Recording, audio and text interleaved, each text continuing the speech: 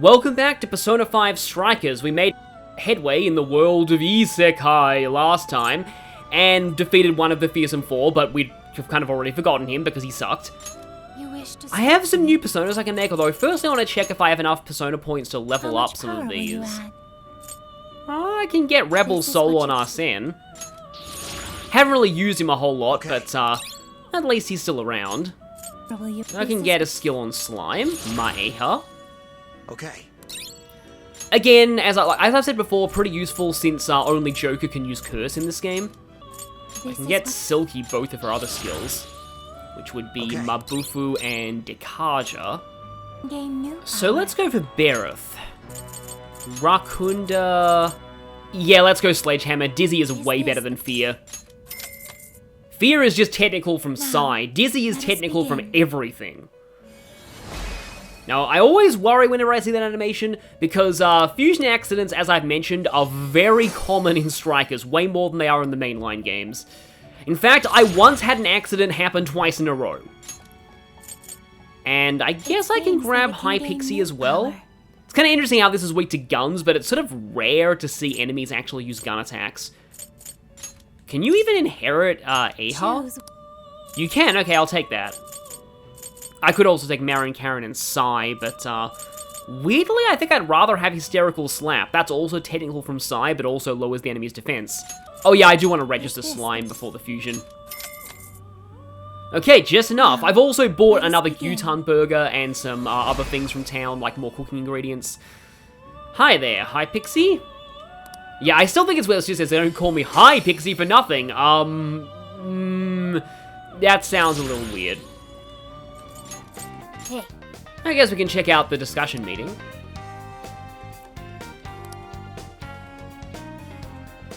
Yes. Okay, well, this is just a story recap. I was hoping for more of a jail recap. Okay, here's the jail recap. Gate of Trials, Overlord's Castle. We've already defeated one of the fearsome four. Their voice actors are having such a good time.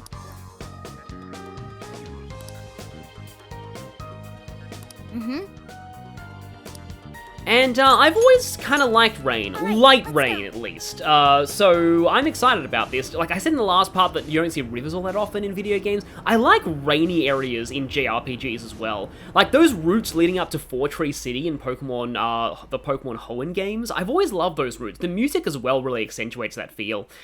Also, you know, for some reason, like, rain tends to lead to good music as well in JRPGs. Like, Trails of Cold Steel's, what was it? Sound of Rainfall of the Academy. That's such a good song. And Truth of a Rainy Day is great in Trails to Azure as well. That one's a little more bittersweet sounding. Is everyone ready? It's fitting that you gave that quote because... Switch out. It is time to go full throttle as Queen. Let's ride! This may be relevant to my interests.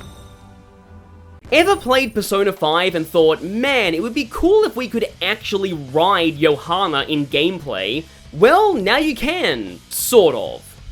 First though, Makoto's standard combos consist of very rapid punches. They don't have a ton of range, but the combos go on for a while. She's one of the few to have a 6-hit combo. This gives her an unconventional weakness, well, if you're me. Her attack strings are so short and quick that she requires very different timing for her special combos than every other character, and I often find myself using the wrong ones.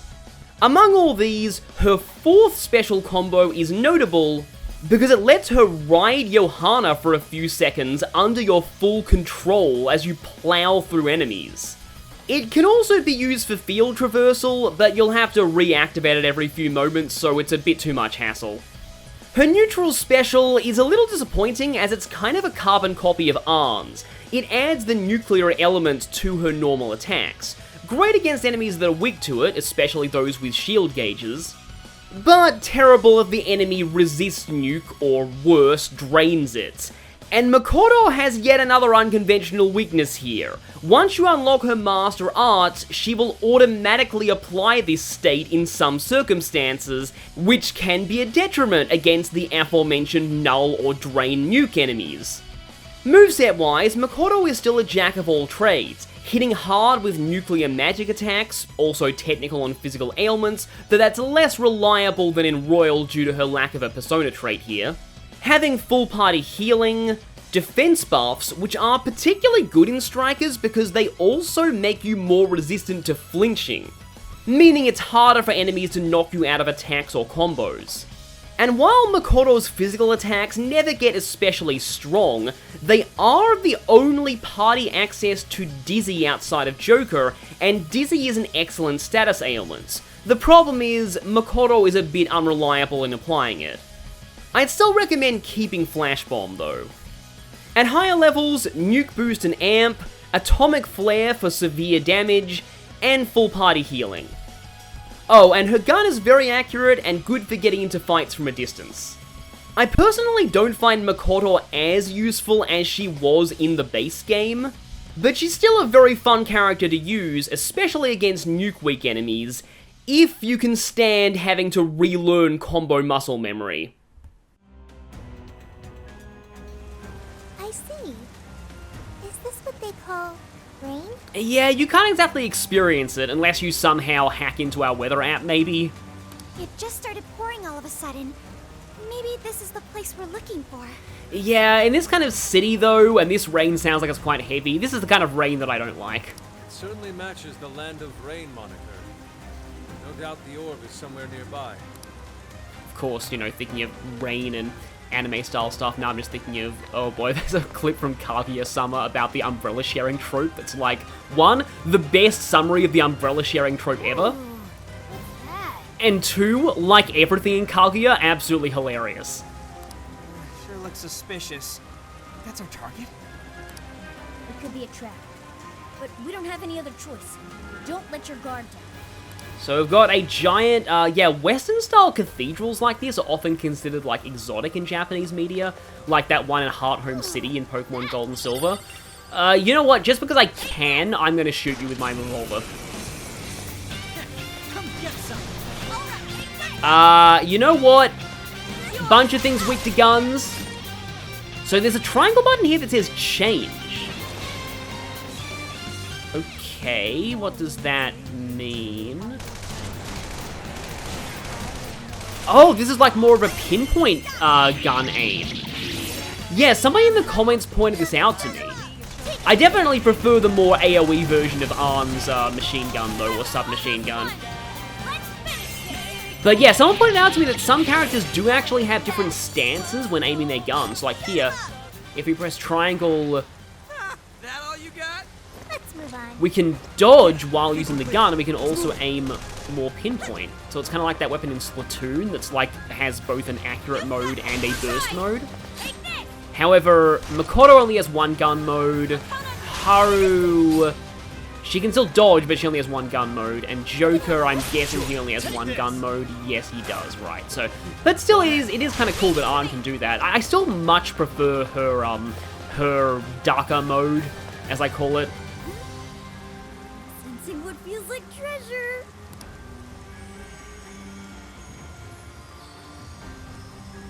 So, Treasure Demons are back. There! But in my opinion, they're a lot less interesting than they were in the base game, just because they are no longer usable in Fusion, and they're not part of the compendium. There is even a treasure demon in Alice's dungeon too, but you can't encounter it at the time, because you weren't given the tutorial for it. Is that Jewel alive?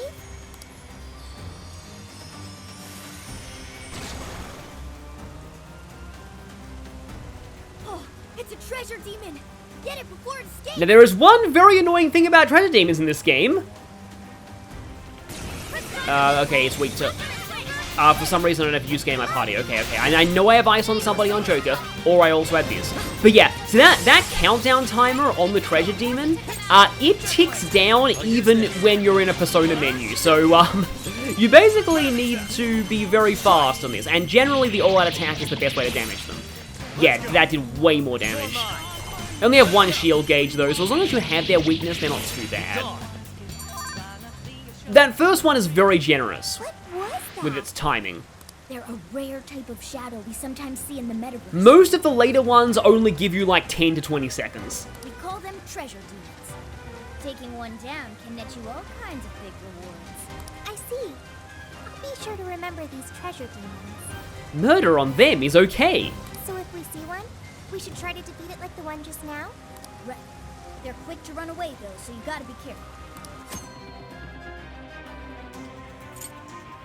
Yeah, as you can see there, time limit is a lot lower in most cases. Tend to appear more often as you continue exploring or battling, or by keeping the security level high. So that is true, similar to the original. There are advantages to having a high security level, and there's also a bond skill that makes treasure demons easier to encounter. I personally don't really feel like the need to go after treasure demons that often in this game. But okay, I don't think I actually need Haru right now. I don't even know why I didn't bring Yusuke. Oh yeah, we're supposed to examine this The door is closed. to find out that we can't even get through this way. But of course, like, what kind of Phantom Thief uses the front door anyway? So we can't get inside? I don't see a keyhole anywhere either. Unless it's like reverse psychology, because of course they never expect the Phantom Thief to go in through the front door. Let's take a look around. There might be another way in. And I know exactly where that way in is, but firstly, I want to show this. Hang on a sec. Stop! That is another one of those, yes, those dire shadows. Do not fight this one, just like the one before. This one actually is where most people grind in New Game Plus, to give you an indication. So, yeah, I know this area quite well because of that. Yours. Haven't actually used Makoto yet, so let's go ahead and have her go through this conveniently blown up wall. Now, if I remember right... yeah, there'll be a lot of these here, and I can spray them in the face. It's just, I can't think of people calling her queen without thinking of the gas queen, and ow, ow, ow.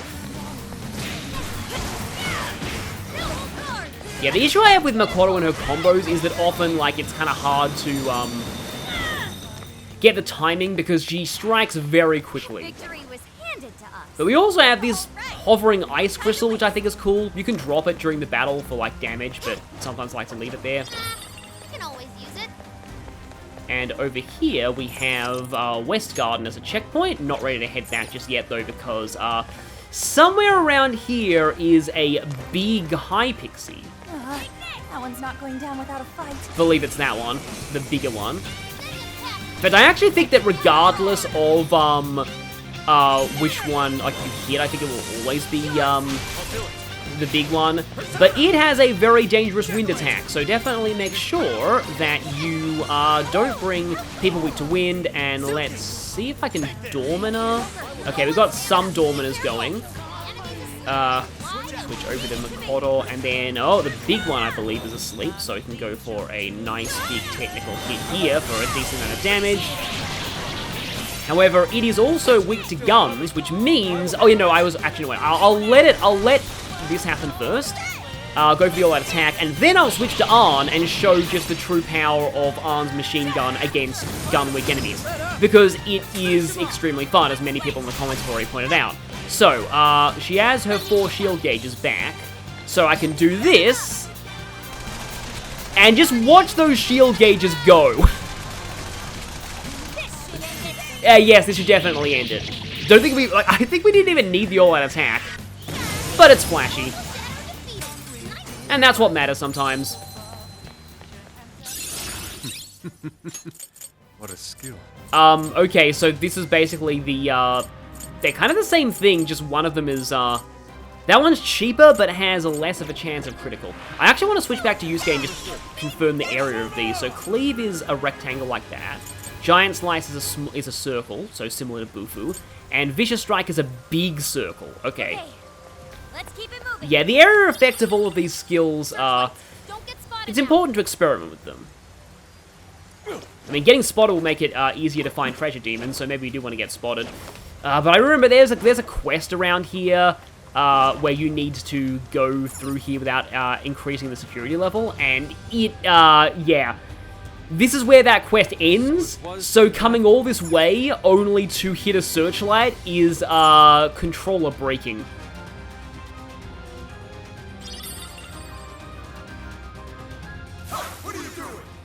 Well, we're ready for you that time.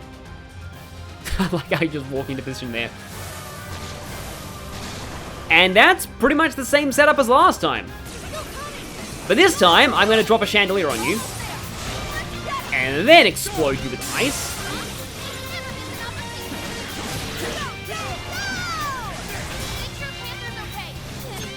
Oh, somebody got hit with Forget. So yeah, Forget is basically silence. People who are inflicted by Forget can't use Persona skills, but they are not affected by technical damage from Psy in this game for some reason. I need to Bufu you, and I suppose I could actually try my Vicious Strike here. Oh, okay, I am taking a decent amount of damage right now, so I probably should go ahead and use a, maybe I should do this. This one. Just to sort of show off this Matarukaja effect.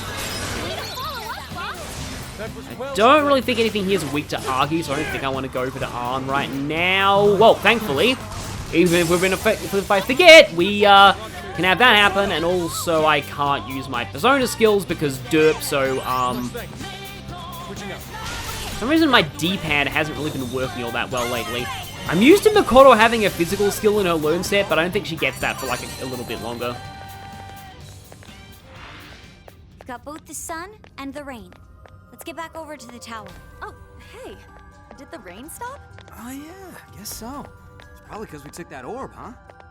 I would say that I missed the rain, but actually, because it was the kind of miserable kind of rain, probably not. Getting rain and sun, though, reminds me of that weird glitch in one of the Pokemon games that would make every weather happen at the same time.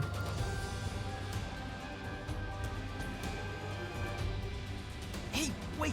This place is treating us like a party of RPG heroes, right? How about we decide each other's job classes? You know, like, warrior and priest and stuff? Well, Joker's definitely the hero. Queen's the martial artist. I guess Mona would be the mage? What about me? You're the jester, Skull. Done. The jester! Wait, why? Does that mean my job would be the company manager? I don't think that's what they're talking about. I mean, I don't know. In Yakuza Like a Dragon, the clerk party member is insanely broken. Seriously, she's so fun. Thumbtacks are OP in that game.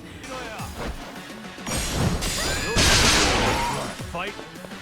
But interesting point about what Futaba was saying there. So the Jester. The Jester is a class from Dragon Quest III, and that was, I think, one of, like, the first JRPGs to have a, like, really popular JRPGs to have, like, an in-depth job system. Like, Dragon Quest III is generally considered one of the most... I'll just I got Persona 3 muscle memory again, because I believe it's options to save in that game. Dragon Quest III is like one of the most iconic like JRPGs in Japan.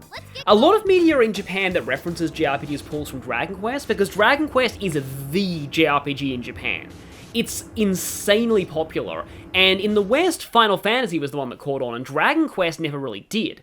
But anyway, the Jester in Dragon Quest III, the fact that Futaba calls Ryuji that, it seems like another anti-Ryuji joke at first, until you realize that, and I don't know if this was intentional, but the Jester class is well known among Dragon Quest III fans for being able to promote into the overpowered Sage class without using a specific item.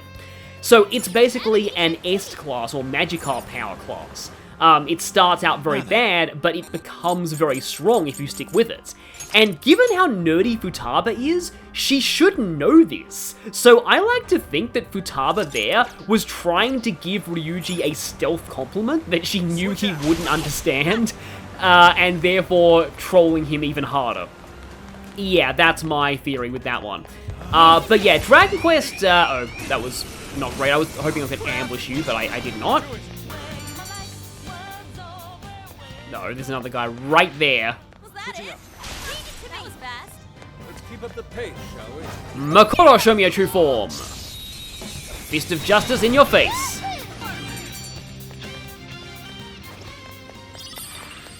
Someone looks happy. Was that not a challenge? All right. No time to waste. Okay, forgettable villains as they are, I'm going to go ahead and look at my notes to see what this next one is weak against. Okay, we have something weak to ice and nuclear coming up. I really hope it's this thing. Hey, try putting the orbs where they need to go.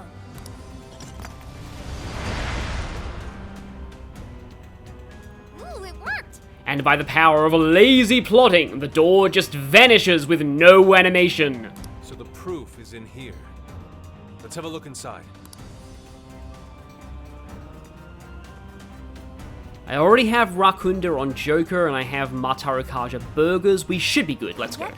Looks like You spoke way too soon. You've done well to make it this far, chosen heroes. Even using the classic noblewoman laugh. whoa! Where'd she come from? Can we assume this is another one of the fearsome four? That is correct. I am indeed one of the Prince of Nightmares, fearsome four. You may call me Auntie. If it's proof you're after, you'll have to defeat me. Still, you would do well to avoid mistaking me for a pushover like Joe.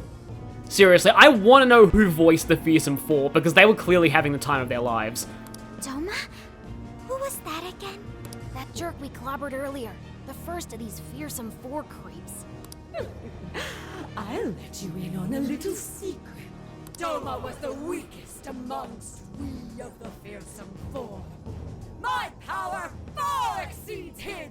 Your doom is nigh. Right. Sorry, we kinda already knew that. Well, looks like we'll just have to fight her. You know, I'd kind of like to see one of these, a game like this where you actually fight the strongest member first. Although that happens in a few of them, and it's like an unwinnable boss fight. Man, you are really into this. Come, let's begin. If you think Joker is into this, imagine what Ichiban from Like a Dragon would be like in this dungeon. And of course, she transforms into a giant snake. I believe that is the first time I have ever used that phrase, or term. Okay, Rakunda you, I've got freeze on you, and you're weak to nuclear, which means that I get weak and technical damage, and get to do a pretty solid chunk. Oh, and also, yeah, be careful of her tail attacks, but with my nuclear fist power, I can break through her shield gauges just by punching, which is cool. I probably should use some Persona skills to make things better. Something that I haven't actually commented on yet is Last Surprise. This version of Last Surprise, I was never a really big fan of Last Surprise in the original Persona 5.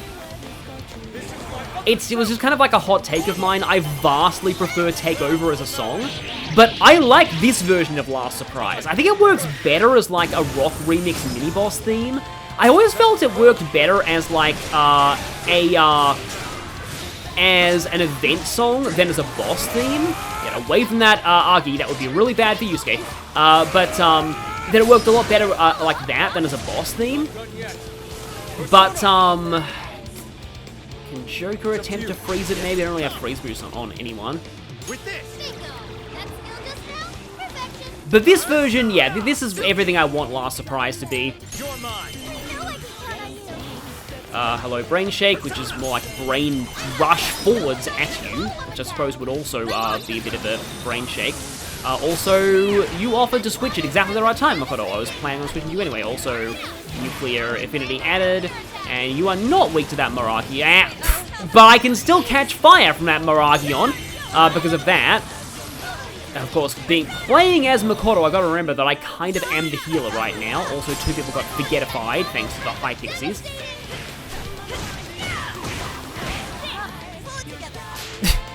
Apparently you felt the need to slap the fire off of me with a paper fan. Yeah, we have a gargoyle statue, but all that does is a physical attack, which is not really the most useful of things here. There are nuclear element field objects, they're not in this dungeon though. Really? Okay. I'm just gonna shoot you then. There we go, goodbye. It's funny you should mention Bite the Dust, because there's a lot of JoJo references in this dungeon as well. Well done, chosen heroes. I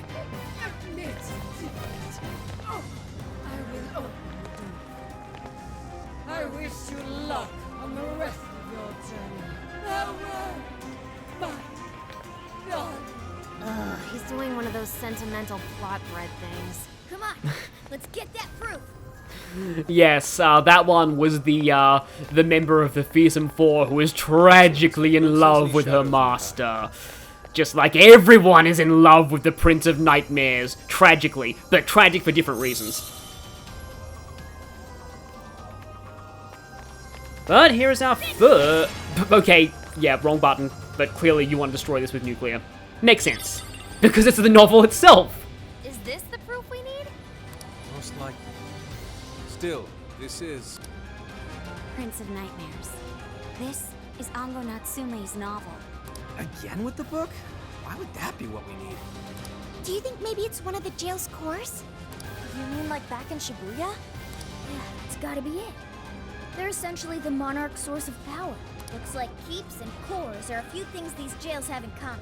Yeah, it's another kind of Warriors reference. So if we need 2 more pieces of proof, then we'll have to find the other 2 prison keys. Fox, do you have any hints on that? According to the book, the other towers are somewhere beyond the Land of Rain. Then we'll have to go back to that rainy area. Hang on a minute, there's this giant, overly detailed love scene between Ango and that one of the Fearsome Four here. Let's skip that. Alright, back to it, everyone.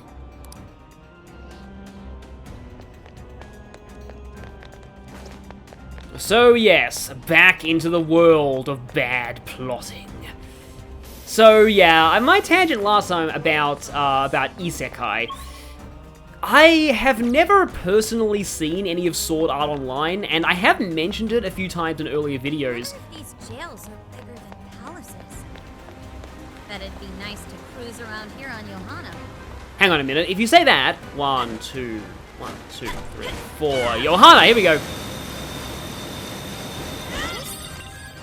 Can we take But yes, as I was saying, I've said a few times in videos that everyone I've known in real life has never really thought it was that bad, like just kind of mediocre at worst, whereas online it's just completely hated. Now I do admit, I've seen people say that it treats certain sensitive subjects very badly, and yeah, I can understand why people would condemn it for that.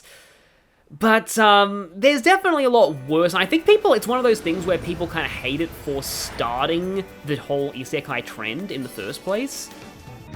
I'm not sure if this is a mistranslation of goth, or if someone actually made a whip out of goat skin.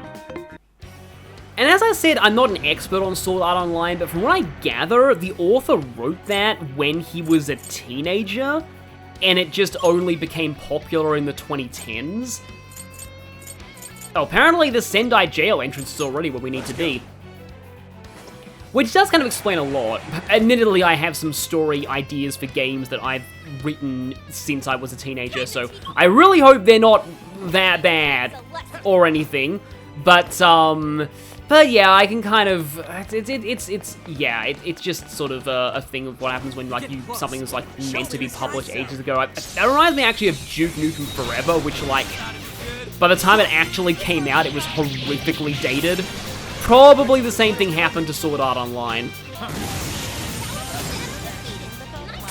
You know, I just realized that probably the reason why slimes are so common in this dungeon is because it's a Dragon Quest reference. Bless boost? Question mark? Yours. I feel like I haven't used Sophia in a bit, so let's take her for a spin. I also bought a better weapon for Makoto. So where do we go next?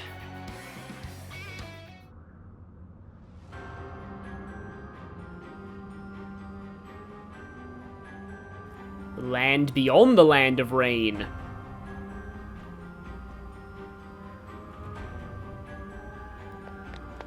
Oh, I think I know where this is.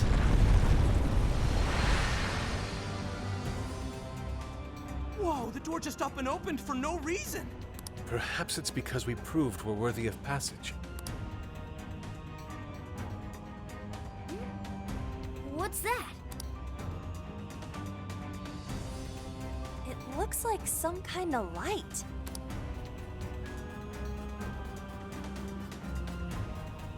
And that's all we're getting. So there are a few enemies that we can fight in the street here. In fact, I probably should just show this straight. I don't think there's a chest here, but I don't want to be wrong about that. So as we explore this mall, yeah, if you use third eye, you can see there are some invisible searchlights in here that will raise the security level.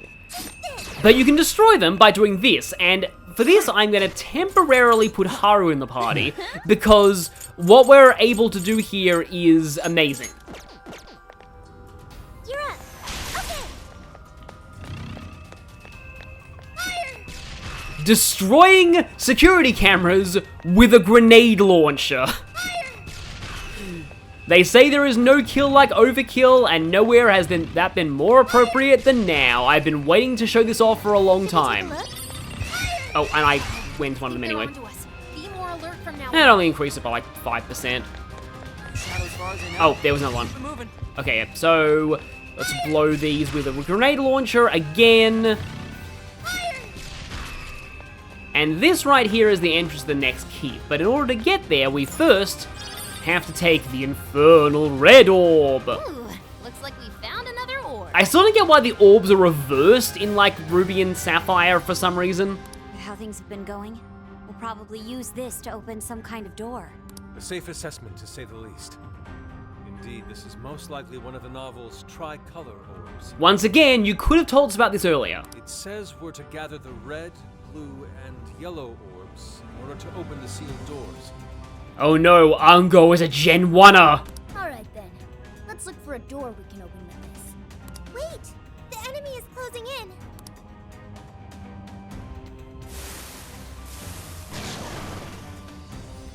And now the Lamy is a normal enemies. Looks like you can jump off it.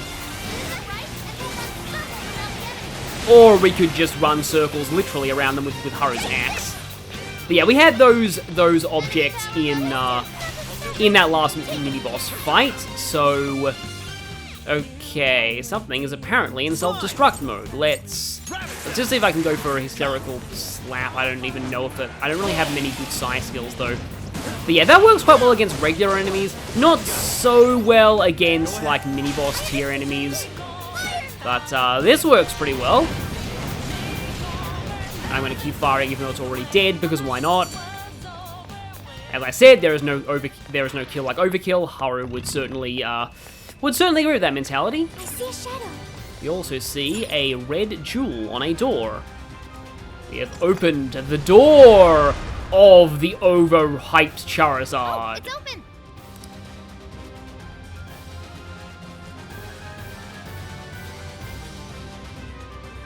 But there's even more of those doors. Yes, the door of Speedrun King, former Speedrun King until Nidoking was discovered, Blastoise, and the door of, I used to hate but now don't as much Pikachu. These are gonna need orbs too, huh? Come on, let's take a look around. Yeah, I do probably want one of either Yusuke or Makoto here. It's kind of funny, like, I didn't use them very much in the first dungeon, and now it's like, yeah, I kind of want to use them for, like, basically everything, because there's a lot of enemies that are weak to them here. That shadow hasn't Let's grab that truck, and we have more blinds.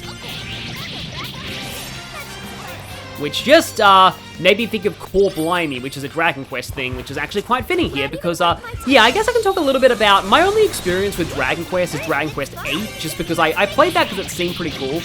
The thing about Dragon Quest that, like, I find, like, maybe plays into its reception in the West is that the localizations have always been very British. Like, they're almost borderline Monty Python at times in terms of their sense of humor, but also they use a lot of British accents. They're, in my opinion, even more British than Xenoblade, because, like, Xenoblade has British accents, but, like, the actual tone of the story and the, like, everything else doesn't really, like, isn't, like, particularly British in my opinion, but, like, the localizations of Dragon Quest have a lot of very classically British humor. Like, for example, there is, in 8, there is a prison island where everyone speaks in Australian accents, and, like, the whole, thief town has Cockney accents. There's a lot of things that, like, they're... One of the things that I love about British dubs Let's claim it for ourselves. is that, this one's going to get us ambushed though, I already know that much, is that they often, like, are pretty logical about accents. Like, they'll give characters accents based on region, rather than just giving a character an accent for no reason. Not so fast, heroes. That orb is out. Like Gregor in Fire Emblem Awakening. And, oh look, it's two things that are weak to ice. At least there are ice crystals, so I don't actually need to use Yusuke here, but still. Yeah, the field objects have a much higher chance of actually inflicting status ailments than, like, normal attacks do. They are only one use, so I would say make them count, but I've already used all of them, and this means I can... It says weak. I should be getting technical with nuclear on freeze, shouldn't I? Okay, now you're the one who has to pick up the ice slack. Let's just use regular Bufu, because the range on this is a bit bigger than you might expect. Don't even need Mabufu here. You're the last one left. I think you are. Okay, now you have a physical attack, and one that inflicts Dizzy, which is excellent. But she never gets ailment boost or Dizzy boost, so Joker is way better with Dizzy. So now we have a blue orb, which means we should be able to open the blue door. Let's head back.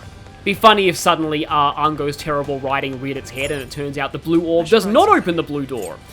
It actually opens the yellow door because of some weird convoluted logic. And I guess it fits that we got the frigid orb from a whole lot of ice weak enemies. Actually, no, it doesn't make sense, but again, Ango Natsume's writing. I'll just blame that. There was like a joke I wanted to do in a hypothetical Ace Attorney fan game idea. So, all that's left is the yellow orb, right? That basically, like, someone, like, a rich person would have a whole lot of, like, contradictions in their own autobiography, and that was part of the case, and the way that an aspiring writer character describes it is his autobiography is full of plot holes. There's a shadow nearby. Hello, Shadow. Okay, that was a little weird. But yeah, we got Lamias again. So yeah, Dragon Quest. I played 8. It's just like, the thing about Dragon Quest is its mechanics have always been very basic. People have said that it hasn't really changed much as a franchise since the very beginning.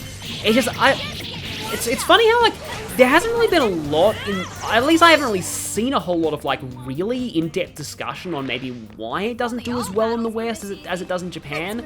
Apart from the fact that, like, I just realized there's a literal cardboard, like, backdrop here. That's great. But apart from the fact that its composer has political opinions, let's just say. I think he's dead now, so yeah. But, he was old. He was pretty old, but not that really excuses it. But apart from that, it is just sort of kind of strange to me that, like, it's just like, and when the Dragon Quest Hero was announced for Smash Brothers, it's just like, I feel like it was a natural fit, because again, like, that is like the JRPG in Japan, but just so many Westerners online just became really elitist and were like, no, Smash Bros should only cater to us. I mean, it's not like the game was made in Japan by a person who is Japanese or anything. Victory was handed to us. Anyway, that always just bugged me a lot, but, like, I enjoy the Dragon Quest Hero in Smash Bros. I enjoy basically every character in Smash Bros, like, even the ones whose games I'm not really fond of. It's funny, I don't particularly like Violet's inclusion, even though I'm a Fire Emblem fan. It's just because I'm a Fire Emblem fan that I don't like it. It's just, it made everyone hate Fire Emblem. But, okay, we've got an ice crystal there, which I think means we're going to be facing another thing that's weak to ice, because we now have, they're not even following the cutscene this time. Okay, we now have Wheelie Rush, which reminds me of, there's a Yu-Gi-Oh! 5Ds. It's an actual Yu-Gi-Oh! Racing card game, which is amazing. That's just called Wheelie Break, which it has a hilariously hammy announcer in Japanese. Just, yeah. And speaking of Wheelie Break, Johanna! That wasn't even the Wheelie Break attack. But yeah, that's the regular Wheelie attack. So like 1, 2, strong button 1. Yeah, I'm actually letting go of the button too early because Makoto's combos are so quick. Apologize for jumping a little all over the place with these tangents here, but okay, now might be a good time to use Haru's gun actually. I shall snap you. But yeah, like, I actually never finished Dragon Quest VIII. I got decently far, but then I kind of stopped because I wasn't really finding the gameplay all that engaging. Like, I do think its story is quite interesting because, like, a lot of people feel like the Dragon Quest games are too, like, light-hearted and sort of almost juvenile-looking. But, like, Dragon Quest VIII is incredibly deceptively dark. Like, the main villain is essentially a serial killer going after an entire bloodline, and, yeah, kills all of his victims by impalement. Some pretty brutal stuff happens as well, like, when you escape from that prison island, like, one of the people who was imprisoned who helped you escape, it's heavily implied that he gets horribly beaten to death after you leave. And then not to mention that entire story arc as well. We've opened all the doors. Now to enter the prison keep. Alright, let's move! Double time! It also has, like, in my opinion, one of my actual favorite takes on a corrupt church that I've seen in a JRPG. Because, like, its church isn't secretly a front for an evil god or, like, secretly been controlling the people for ages. Nah, it's just that a bunch of its higher-ranked bishops are really corrupt and greedy. Like, that's all. It just feels oddly realistic, and I kind of like it that way. Very few JRPGs go that route. And this might seem a little strange, but I've gone on for a little while, and next time there will be another prison keep. I think I will actually end things here. I will see you all next time for more of the Fearsome Four. Just what cliche trope will the next one be? Find out next time.